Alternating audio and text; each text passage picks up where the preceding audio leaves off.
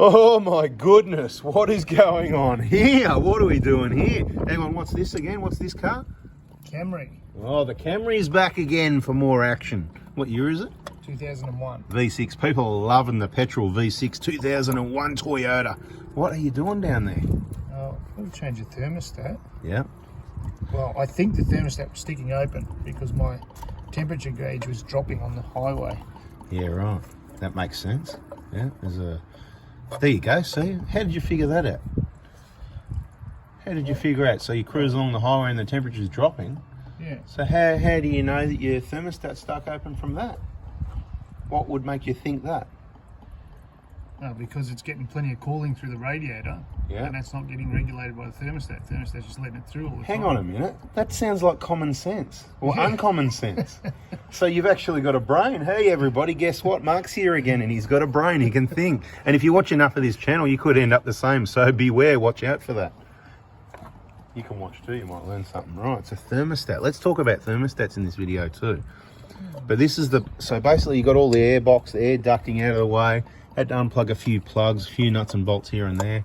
And of course you need the O-ring. Oh, so that O-ring we might not need because it might not come out of that pipe. Well, I'm struggling to get it out, so I think I have to take the pipe. Yeah, right. Unless I just change the thermostat like that. Well, you could. That's a possibility. Sometimes it's easier to do things like that. Now, the other thing I reckon might make enough room is if you take this hose off. Now, I'm not the expert on these. I'm just like you. I'm just the common sense kind of guy. Vehicle technician with a brain that can figure things out.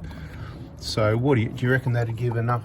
Is it hitting on the pipe or that? What's it hitting on? You know. Got like this stay here. Yeah.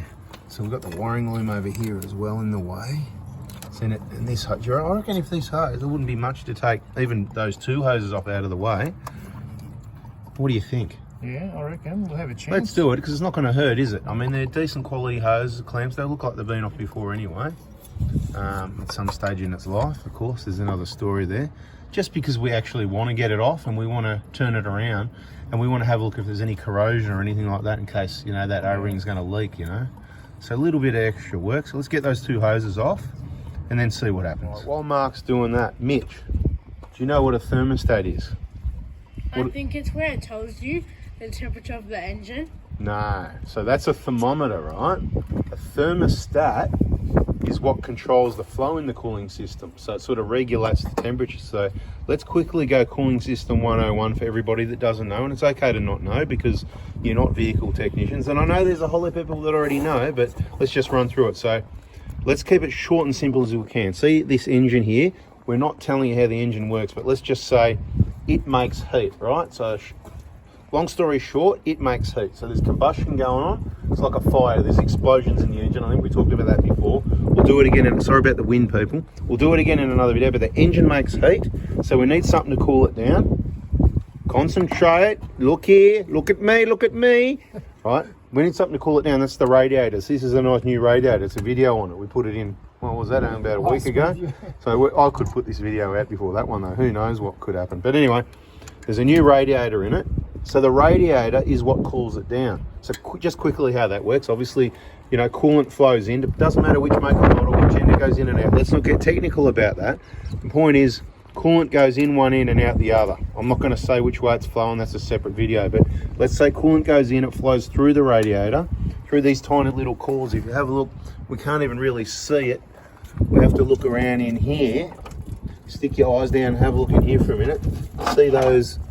See in there, see those little, look at the top here actually, see, we need a radiator out to show you this, don't we? Anyway. I've got one at home. Oh yeah, there's all these little thin tubes, right, and they run down, and you can see all those ones running downwards, right? I know the focus isn't that good, let me work on that. See all those tubes that are running downwards, they say maybe a millimetre and a half wide, maybe a millimetre on the inside. The coolant's flowing through there. And see all those little other, what would you call those other little bits between the tubes, like in the core there, like the cooling fins, okay? See those little ones that run, hang on, which way's vertical and parallel? Which way's vertical? That's up and down, parallel. See the ones that run parallel down there, right? Is that right, parallel? It's flat, isn't it? Yeah, yeah. Vertical limit, that's skydiving, vertical, right? Yeah, and horizontal. I get those two mixed up, right? So the tubes where the coolant are, they're running vertical and the cooling fins are parallel, right? So what happens, the air goes through those little cooling fins and that makes that metal cold, and they're connected to the tubes. So the air cooling is cooling the coolant. You get that? It's sort of pretty basic, more or less. Does that make sense? You get it? So the coolant's going in there, and that's a really small area. It's a really big radiator, but it's a small area, and the air's blowing straight. That's why there's a grill here. See this grill? And all the air's blowing through, and it cools it down. So what happens is, then there's a water pump. It doesn't matter where the water pump is. Some engines up here, some engines over there, some engines... That's another video, but there's a water pump. What do you reckon it does? Pumps water.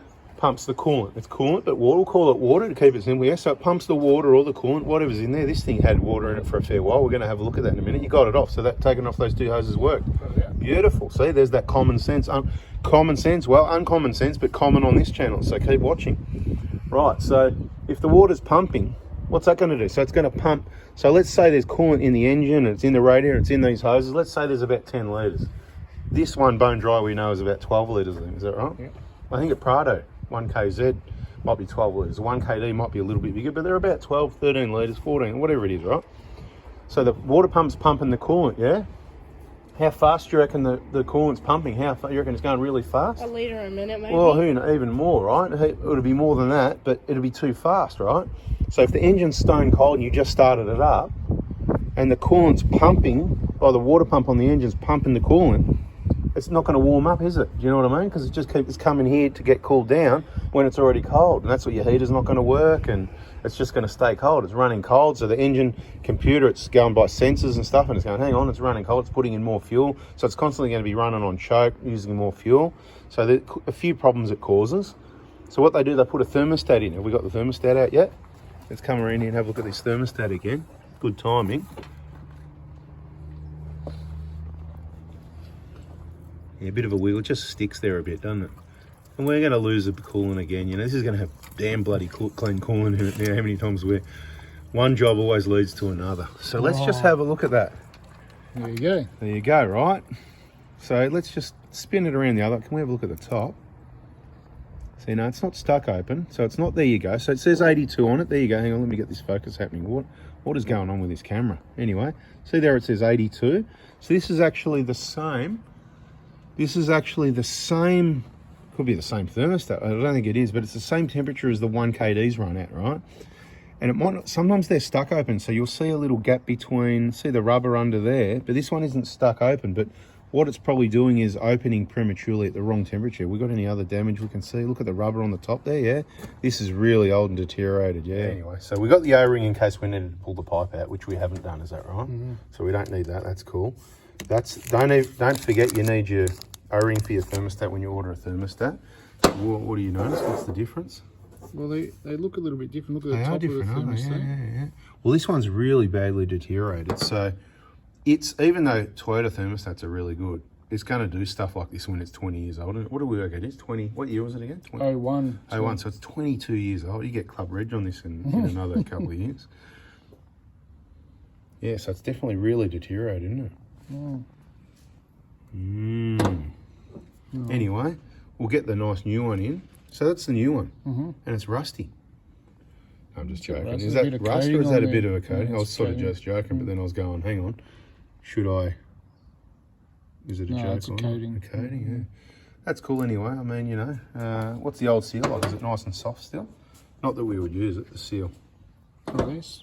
I'm not touching it. It's actually not too bad. I mean, not bad, yeah, considering 22 years old, not bad, sure, yeah. This is my own quality Toyota stuff, yeah. We've got the new one here. So let's get that back in. Now, that's what I was doing. I was explaining the cooling system. I didn't really finish that, did I, right? So, hey, Mitch, look at me, listen, look at me, come over here. Look at me. See this, right? So this is what I'm talking about. So this is the thermostat, right? So that sits in the hole. This O-ring over here, that goes around it to seal around the outside. So the coolant flows through the hole in the middle. Thermostat opens up this way, right? So that pulls back, comes down this way. That spring compresses. And you can get rust and corrosion on this area, and they can jam in there, that sort of thing as well. There's a number of things that go wrong with thermostats. That's a separate video. But the point is, for everybody and you, so this is what regulates the temperature, right? See how it says on it? 23 Fahrenheit? No. See, what does that say right there? What does that say? At the bottom, what's it say? 82 degrees. Exactly. So what do you reckon happens? It gets to At 82 degrees. 82, it just starts to open. It opens up, and it might just open up a little bit, and you'll see a little air gap there, and that'll allow the coolant to flow through. And then it'll, remember the whole pumping system, so you've got the cold water in the radiator, it's hot in the engine, and that'll regulate how much comes out of the engine. So that gives you an idea of the direction, which way things are flowing on this cooling system, right? So it's going to come out that way into the radiator where it's cold. Concentrating, right? You're not looking too interested. I hope you look more interested with your teacher at school. Right, we're all having a laugh here. Right, stand still, concentrate. I'm going to ask you some questions at the end. If you get it right, you get a free slab of Coke. I'm just joking, no way, we're not touching that stuff. Maybe some kombucha or something. Right, bottle of kombucha if you get 3 questions right, yeah? So wait till we get over to the...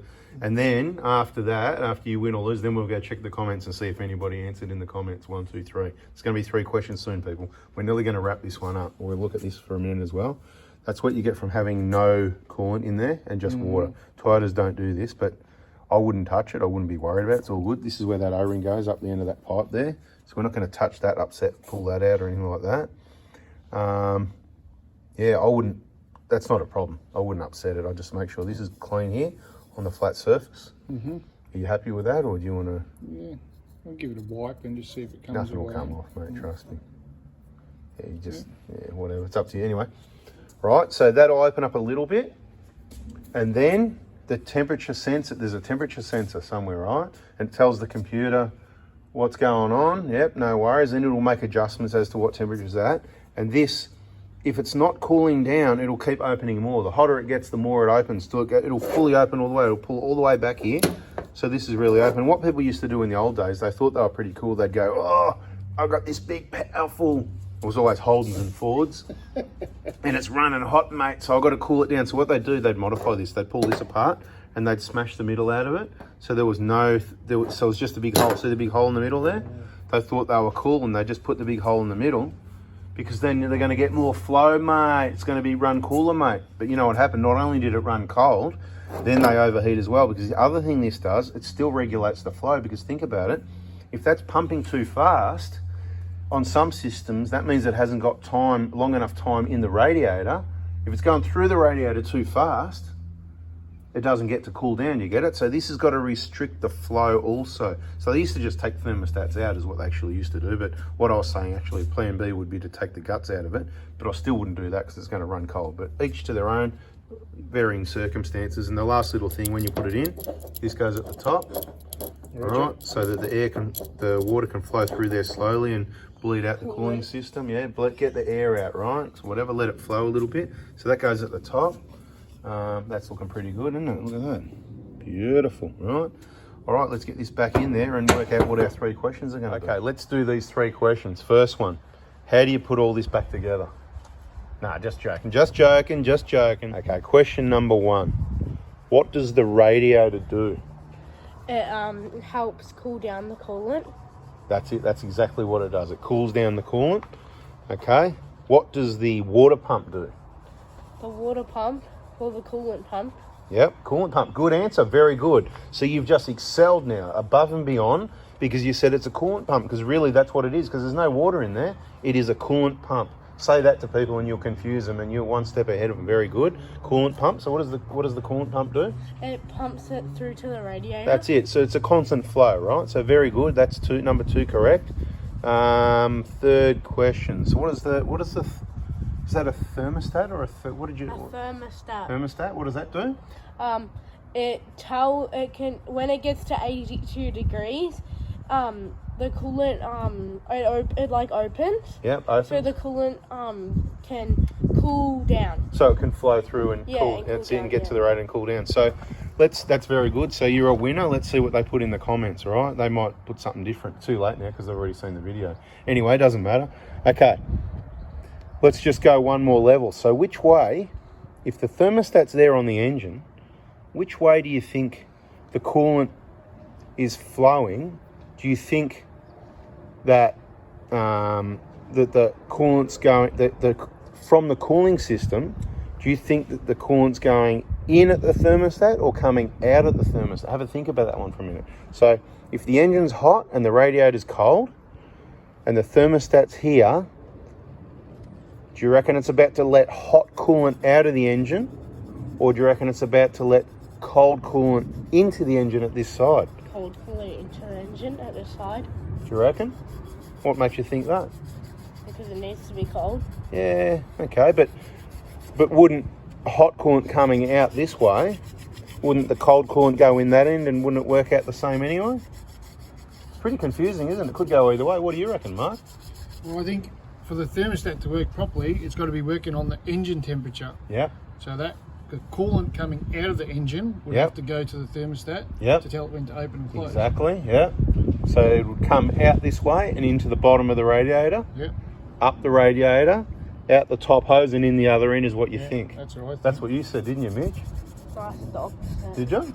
I Wait, can't remember. I said it goes in cold. In? Okay, see, that's what I mean. And there's no wrong answer there, because that makes sense. See what I mean? How I sort of went, it could work either way, and different engines do work differently. The Toyotas are quite often different to that. So let's think about the 1KD, right? You don't know where the thermostat is on the 1KD, do you?